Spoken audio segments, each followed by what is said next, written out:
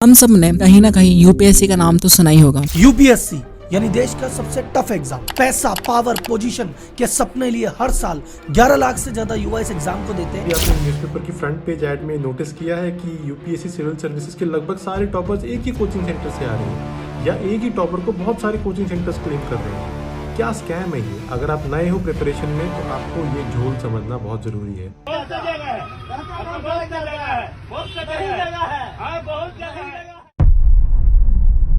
Basically, it's the toughest exam to crack. But why is it that difficult? And why its aspirants are very stressed and depressed? तो ये सब आज हम जानेंगे इस video में एंड उसके लिए आपको ये वीडियो देखना होगा एंड तक। तो hi guys and welcome back to our YouTube channel buzzed. यहाँ पर we will talk about case studies, facts, mysteries and reality and we will go into the depth of it. So yeah subscribe कर दीजिएगा and without any further do let's start this video. अरे यार लेकिन मुझे तो IAS, IPS बनना है, collector बनना है, सिविल सर्विसेज में जाना है। आजकल यही एक इकलौता सपना बन चुका है लाखों युवाओं का, एक लक्ष्य बन चुका है सिविल सर्विसेज में जाना। एंड तभी we see best young mind spend their valuable 20s age in pursuit of this लक्ष्य। एंड जब भी हम यूपीएससी प्रिपरेशन की बात करते हैं तब एक शहर का नाम तो सबके दिमाग में आता ही है एंड वो है ओल्ड राजेंद्र नगर। एंड यहाँ हर साल हजारों एस्पिरेंट्स आते हैं अपने एक सपने को लेके। उनमें से ही एक एस्पिरेंट जो केवल 23 साल के थे, रघुवेंद्र चौधरी, अपने 23,000 सपनों को लेके यूपीएससी की तैयारी में जुट गए। इस साल उन्होंने 28 मार्च को अपना प्रीलिम्स भी दे दिया, लेकिन just because he could not clear his exam just by 4 marks he hanged himself at his home. अरे यूपीएससी का अटेम्प्ट खत्म हुआ है, जिंदगी नहीं। डिड यू सी कैसे कुछ चंद मार्क्स की वजह से एक जिंदगी चली गई।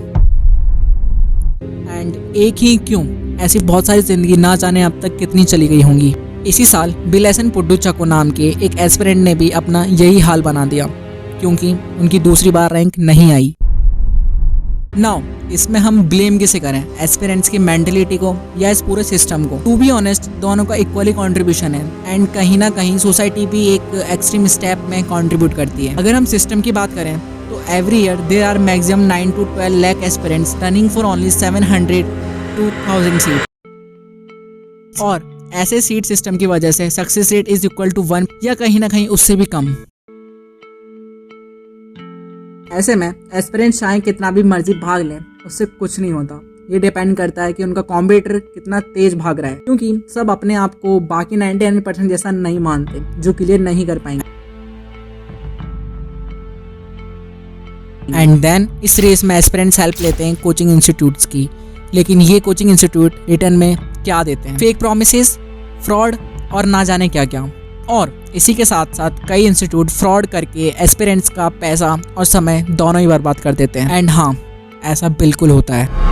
एंड इसी सिचुएशन की वजह से कई सारे एस्पिरेंट्स कोचिंग इंस्टीट्यूट के टॉल प्रॉमिसेस में आकर अपने सपनों की रफ्तार को कम कर देते हैं। लेकिन इस बात पर भी ध्यान देना जरूरी है कि कोचिंग इंस्टीट्यूट सिर्फ आपको एक गाइडेंस प्रोवाइड करते हैं एंड आपका सक्सेस अल्टीमेटली आपको आपकी मेहनत पर डिपेंड करता है। हाँ बिल्कुल, पर ये एक सवाल सबके दिमाग में चल रहा होगा कि यार इस बार की टॉपर इशिता किशोर को बहुत सारी कोचिंग सेंटर्स क्लेम क्यों कर रहे हैं? इसमें भी एक सिस्टमैटिक डिसाइड है, आइए जानते हैं। अगर आपने कभी नोटिस किया होगा तो आपने ये देखा होगा कि यूपीएससी के कई सारे टॉपर्स लगभग एक ही इंस्टीट्यूट से आते हैं या फिर एक ही टॉपर को बहुत सारी कोचिंग इंस्टीट्यूट क्लेम कर रहे होते हैं। लाइक जैसा कि हमने अभी इशिता किशोर के केस में देखा। जो बड़े कोचिंग इंस्टीट्यूट्स होते हैं इनमें मल्टीपल प्रोग्राम चल रहे होते हैं और ये एस्पिरेंट्स को 1.5 लाख रुपए देके एनरोल करते हैं। लेकिन ज्यादातर बच्चे ये आपको इंटरव्यू प्रोग्राम से बाहर आके बताते हैं। पर इंटरव्यू प्रोग्राम आखिरकार है क्या, चलिए जानते हैं। जिन भी एस्पिरेंट्स का मेन क्लियर हो गया उनको ये बोलते हैं आ जाओ हमारे पास फ्री में या फिर एक नेग्लिजिबल अमाउंट पर मॉक इंटरव्यू दे दो। हमारे पास बेस्ट रिटायर्ड आईएएस ऑफिसर्स हैं जो आपको गाइड करेंगे एंड एस्पिरेंट्स उनकी तरफ अट्रैक्ट होते हैं। ऐसे केस में ये इंस्टीट्यूट उनका एडमिट कार्ड, उनका रोल नंबर रख लेते हैं। प्रोबेबिलिटी का खेल है बॉस। अगर 3000 एस्पिरेंट्स इंटरव्यू दे रहे हैं उनमें से 700 बच्चों का क्लियर होना है और अगर इनके पास 500 बच्चे आ गए तो इनका भी 150-200 रैंक तो आराम से आ ही जानी है। एंड में ये कोचिंग इंस्टीट्यूट्स ये क्लेम करेंगे कि ये सारे स्टूडेंट्स हमारे हैं, जो कि टॉपर आए एंड एंड में ये लोग जो उन स्टूडेंट्स को 1.5 लाख रुपए दे रखे थे वो भी उनसे वापस ले लेंगे और इसी तरह नेक्स्ट ईयर ये साइकिल ये वापस रिपीट करेंगे एंड हजारों और लाखों एस्पिरेंट्स को गुमराह करेंगे। अगर आपको ऐसे फ्रॉड्स के बारे में और डिटेल में जानना है तो आप द जयपुर डायलॉग्स का यह वीडियो देख सकते हैं, जिसमें एक रिटायर्ड IAS ऑफिसर अजित के सिंह ने कोचिंग इंस्टीट्यूट सेंटर्स का पर्दाफाश किया है। तो फ्रेंड्स, ये तो बात हो गई कोचिंग और उनके फ्रॉड्स की, पर एस्पिरेंट्स का क्या?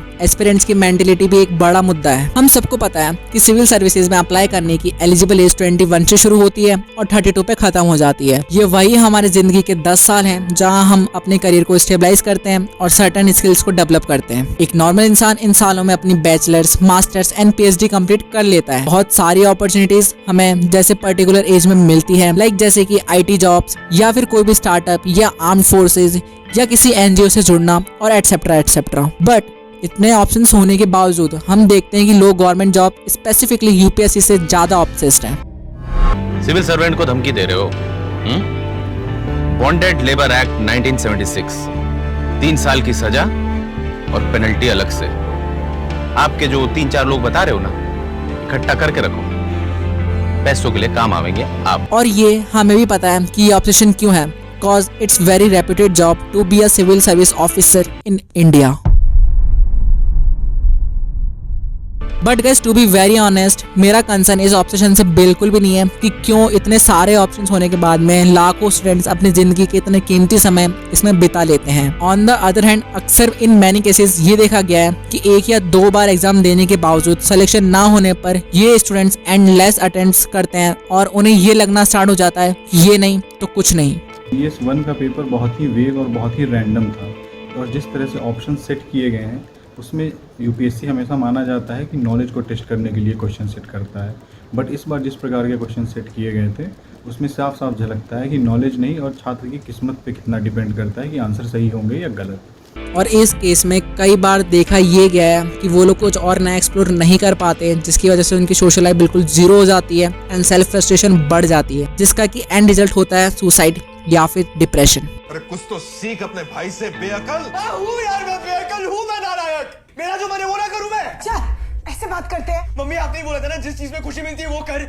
एंड इन एंडलेस अटेम्प्ट्स में फैमिली और जो सोसाइटी का प्रेशराइज करना होता है वो चीज तो बिल्कुल अलग है। ये प्रेशर दोनों तरफ से आता है, कभी सोसाइटी से तो कभी फैमिली से। सोसाइटी का ये कहना होता है कि यार इतना टाइम वेस्ट करने पर भी तुम एक एग्जाम क्लियर नहीं कर पा रहे हो, या फिर सोसाइटी एक नेगेटिव अप्रोच शो करती है जिससे एस्पिरेंट्स के दिमाग में एक सेल्फ डाउट आना स्टार्ट हो जाता है। एंड इसमें मेन थिंग तो है सोसाइटी की आइडेंटिटी। फिर ये लोग कभी कभार कहते हैं कि डू समथिंग एल्स, अनएम्प्लॉयड होने से तो अच्छा ये कि कुछ कर लो। एंड इसी दौरान इसी ट्रॉमा में आके जो एस्पिरेंट्स होते हैं अपने कैलिबर से कहीं नीचे तक का काम करने पर भी मजबूर हो जाते हैं। प्रीलिम्स में पास होने के बावजूद मेंस क्लियर ना कर पाना या फिर मेंस क्लियर करने के बाद में इंटरव्यू क्रैक ना कर पाना एस्पिरेंट्स का मोटिवेशन कई हद तक तोड़ देता है। ऐसे में एस्पिरेंट्स री एग्जाम देते हैं और उन री एग्जाम में पुराना जीके या करंट अफेयर्स काम नहीं आता, और ऐसे में अगर कोर्स या पेपर पैटर्न चेंज हो जाए तो फिर तो स्टूडेंट्स को फिर से जीरो से शुरू करना होता है।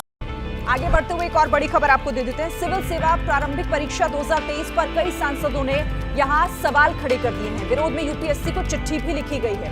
प्रीलिम्स में सिविल सर्विसेज एप्टीट्यूड टेस्ट के पेपर पर सवाल उठाया जा रहा है। CSAT पेपर 2 में पैटर्न से बाहर के सवाल पूछने का आरोप लग रहा है। ये मैं बिल्कुल भी नहीं कह रहा कि UPSC ही बकवास है, पर इस रेस में कई खिलाड़ी बहुत पीछे रह जाते हैं और उन्हें फिर major mental pressure, health issues, anxiety, depression या सब्सटेंस अब्यूज का भी सामना करना पड़ता है। और ये भी सच है कि पुरानी मेहनत और सच्चे दिल से अपने गोल की तरफ बढ़ते हैं तो एक न एक दिन सफलता जरूर मिलती है। आखिर में सबसे इम्पोर्टेंट सवाल, क्या UPSC करना लायक है? दोस्तों, UPSC का एग्जाम एक अहम अपॉर्चुनिटी है देश की सेवा करने की। यह एग्जाम आपको एक रेस्पॉन्सिबल सिविल सर्वेंट बनाने का मौका देता है, लेकिन यह केवल एक करियर ऑप्शन है और हर किसी के लिए सूटेबल नहीं होता। UPSC के लिए तैयारी करने से पहले आप अपना पैशन, स्ट्रेंथ और वीकनेसेस का एनालिसिस जरूर करें। आपको अपना इंटरेस्ट और गोल्स का अकॉर्डिंग डिसाइड करना चाहिए कि UPSC आपके लिए लायक है या नहीं। याद रखिए, सफलता की राह में कई चैलेंजेस होते हैं, लेकिन एक डिटरमाइंड और एक फोकस्ड अप्रोच आपको सफलता तक पहुंचा सकता है। अगर आप UPSC के लिए पैशनेट और तैयार हैं